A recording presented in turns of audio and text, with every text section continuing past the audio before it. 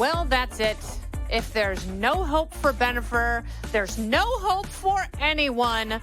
It looks like they have not announced a divorce. Jennifer Lopez and Ben Affleck have been living apart for weeks. Apparently, he is renting a house in Brentwood, which is a very nice suburb of Los Angeles. It's where LeBron James lives for $100,000 a month. Do you make that in a year? Imagine the house you get for $100,000 a month. Very interesting because not far away from his ex, Jennifer Garner, who is really the only person who loved him and understood him. I think Ben Affleck is an ordinary schlub. I know he's like a talented writer.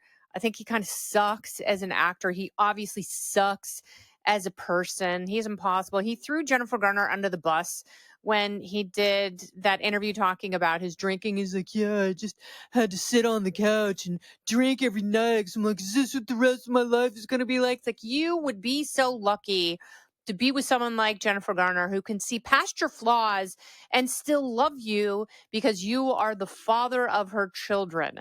And whenever they do paparazzi pics of the two of them together, they're always smiling and laughing because he's obviously more comfortable with her because he understands with his emotional and capabilities that she is still very much the love of his life, who sees the good in him, whatever she recognized in him when they were first in Daredevil, when she was married to Scott Foley. Shocking scandal. She still sees that. And that's a pretty remarkable thing. And maybe Jennifer Lopez did too. But I would tell the Jennifers the same thing that I would tell you: do not go back to an ex.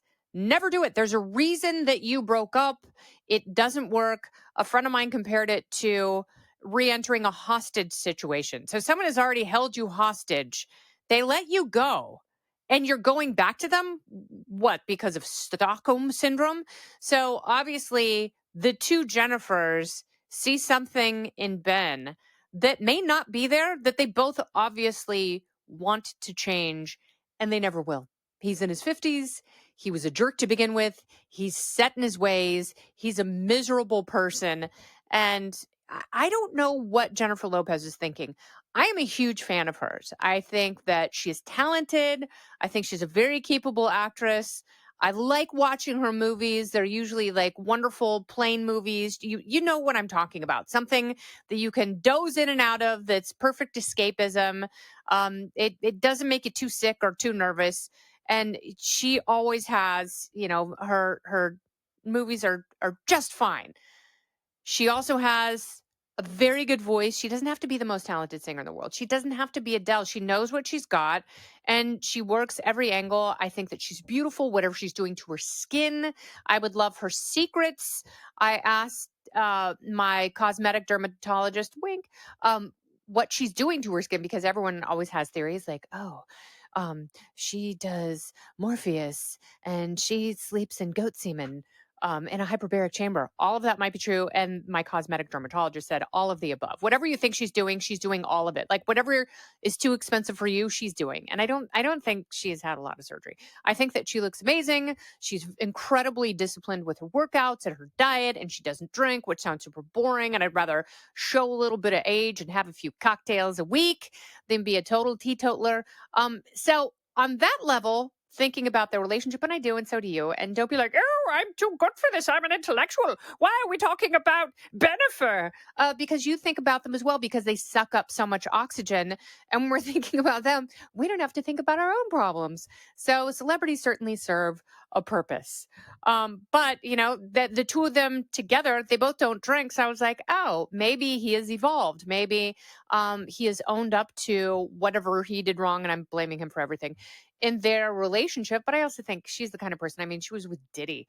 She wants to change people. She wants a project. She wants to elevate people to the level of discipline and desire that she has for herself and her own well-being. And we all know you can't instill that in someone. And it really is not something that people can just sort of suck up from you through osmosis by being around you.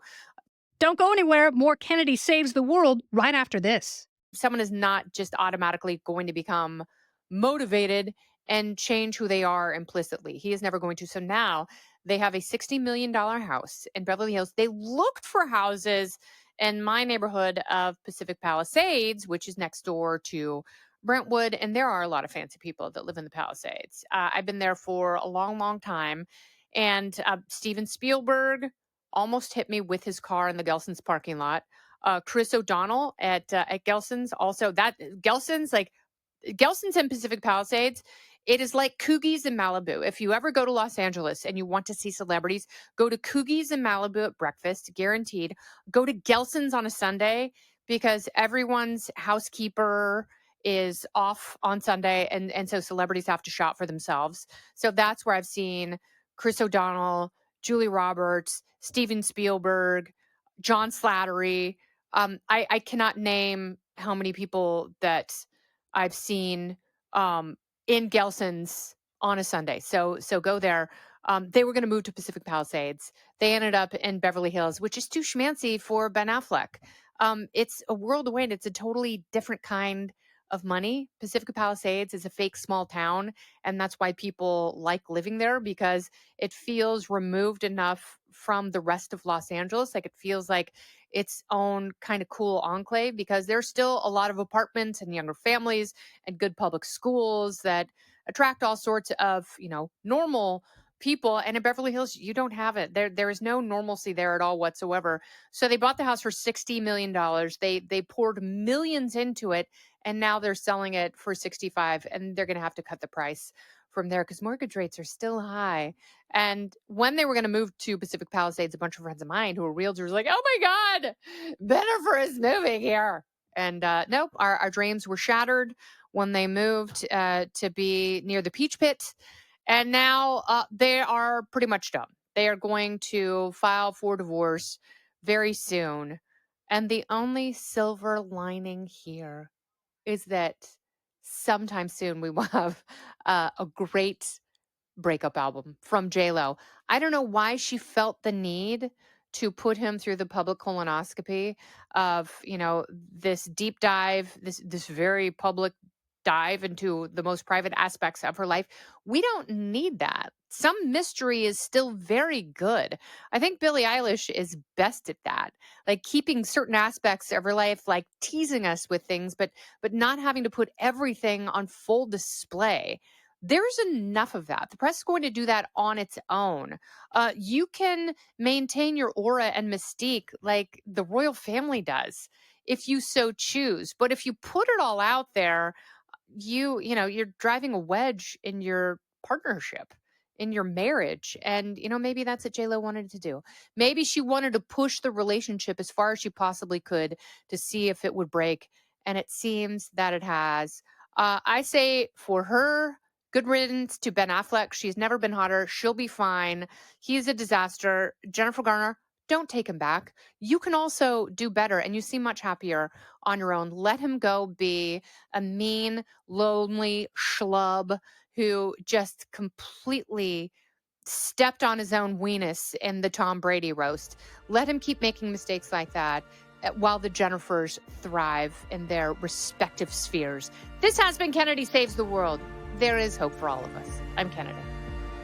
Listen ad-free with a Fox News Podcast Plus subscription on Apple Podcasts, and Amazon Prime members can listen to this show ad-free on the Amazon Music app. Oh, go ahead and leave me a review while you're there. I'd love to hear what you have to say. You've been listening to Kennedy Saves the World on the Fox News Podcast Network.